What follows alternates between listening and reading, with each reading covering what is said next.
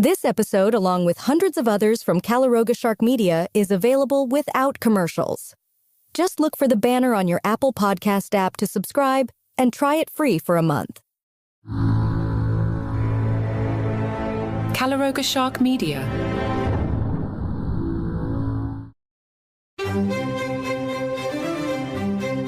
Hello and welcome to Palace Intrigue. I am your host, Mark Francis. InStyle gave what a former co-worker used to call a wax job to Meghan Markle's car in a recent article titled, "Why Meghan Markle's upcoming cooking show is giving her all the feels." Reports from the set are nothing short of heartwarming. Someone's publicist deserves a raise, as we're told by InStyle.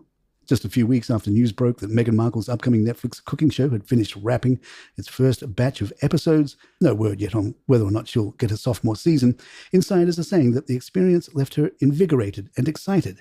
According to people close to the production, the former Suits actress really enjoyed being back in front of the camera.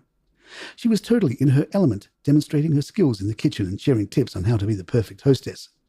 The series doesn't yet have a title or date, but Netflix says it will celebrate the joys of cooking, gardening, entertaining, and friendship.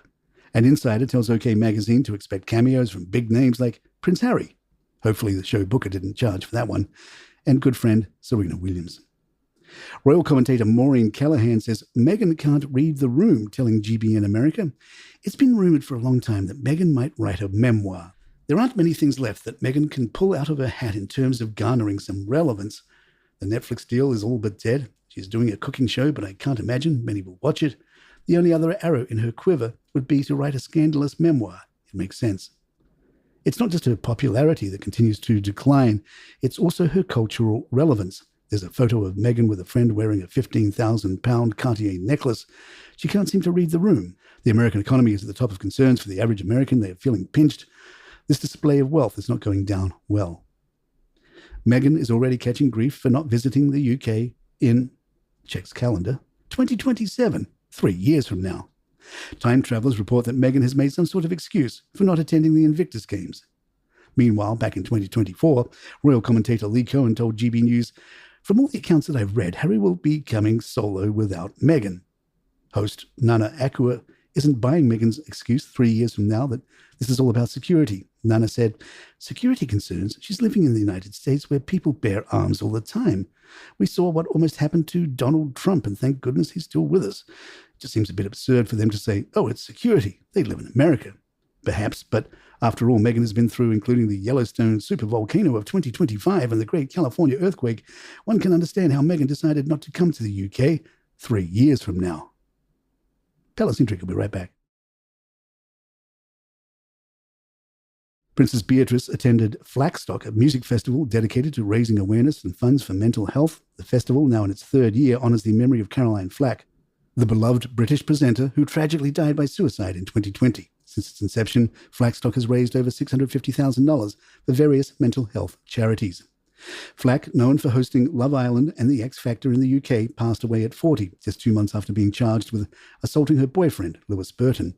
The media scrutiny and legal pressures were cited as significant factors contributing to her death. At the event, Caroline's mother, Christine Flack, gave an emotional tribute, describing her daughter as having an infectious laugh and expressing gratitude to attendees for celebrating Caroline's life. During her life, Flack had briefly dated Prince Harry, a fact he mentioned in his 2023 autobiography, Spare. He fondly remembered her as light and funny and the definition of carefree.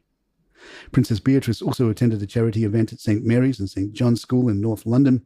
As patron of the British Skin Foundation, she highlighted the importance of sun safety. Wearing a white floral dress, she interacted with Year 5 pupils who had created sun safety posters, emphasizing the necessity of protecting skin from potential cancers later in life. Beatrice's engagement with the students, marked by her broad smiles and encouraging demeanour, showcased her commitment to raising awareness on important health issues. In an episode of Vanity Fair's Dynasty podcast, royal expert Katie Nicholl described William as practical, pragmatic, and optimistic, traits he shares with his father and late Queen Elizabeth. The truth is he's got a lot of worries, Katie Nicholl explained, but knowing what I know about his personality, he's practical, he's pragmatic, he's optimistic, just like his father. He's a real optimist in life, and he also has his grandmother's, the late Queen Elizabeth's, ability to compartmentalize, and that's how he copes with life. Journalist Erin Vanderhoof highlighted the significance of the couple's choice to live without a live-in nanny.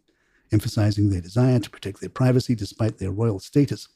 This whole year, I've been kind of reminded by the story of when they first moved to Adelaide Cottage. It's a 4-bedroom house in Windsor inside the home park within a security ring, and it doesn't have space for a nanny. I remember that there was some kind of internet comment like, "Oh, however will they live without their nanny?" But I think what's very important for me about that detail is just remembering, I think that we have this sense of them as having fabulous lifestyles and all the people in the kitchen. And while the huge staff is the case in the castles, for the most part, they have lived without a lot of people around them, partially because they do want to protect their privacy. Thomas Markle, father of Meghan Markle, has found an unexpected supporter in British aristocrat Lady Colin Campbell, who has initiated a GoFundMe campaign to assist with his medical expenses. Lady Colin Campbell's GoFundMe campaign has successfully raised over £30,000, far exceeding the initial goal of $10,000 with 1,500 contributors. The campaign has garnered significant support. In her description for the fundraiser, Lady Colin wrote about Mr. Markle's generosity and the hardship he has faced due to his estrangement from Meghan. She described him as rejected and abandoned by his wealthy daughter, noting his past kindness and generosity as praised by the teachers at Meghan's school. Royal biographer Ingrid Seward recently shed light on a cruel prank played on King Charles during his time at Gordonstown School in Moray, Scotland. Speaking at London's Literary Lunch, Seward recounted how fellow pupils targeted Charles' embarrassing nocturnal habit. The prank involved dangling a listening device from a window to capture the young Charles snoring. According to columnist Ephraim Hardcastle, this habit persists to this day. Seward detailed the incident. Charles's bed was by an open window, so the boys above dangled over the window a recording device and recorded him snoring away. Charles had a terrible problem with his snoring, and I think he still does. And there you have it. If you'd like to email us, our address is thepalacintrigue@gmail.com. Please follow us on Spotify, Apple, or the app of your choice. And leave us a review or some stars if you enjoy the show. I'm Mark Francis. My thanks to John McDermott. This is Palace Intrigue. Good times.